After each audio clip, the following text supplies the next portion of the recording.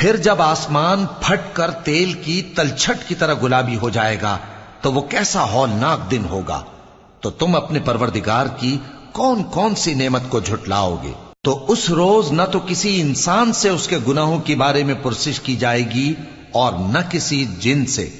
تو تم اپنے پروردگار کی کون کون سی نعمت کو جھٹلاؤ گے؟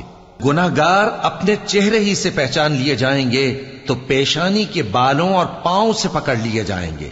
تو تم اپنے پروردگار کی کون کون سی نعمت کو جھٹلاؤ گے؟ یہی وہ جہنم ہے جسے گناہگار لوگ جھٹلاتے تھے، وہ دوزخ اور کھولتے ہوئے گرم پانی کے درمیان گھومتے پھریں گے۔ تو تم اپنے پروردگار کی کون کون سی نعمت کو جھٹلاؤ گے؟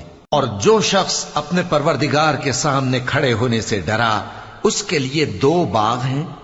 تو تم اپنے پروردگار کی کون کون سی نعمت کو جھٹلاؤ گے؟ ان دونوں میں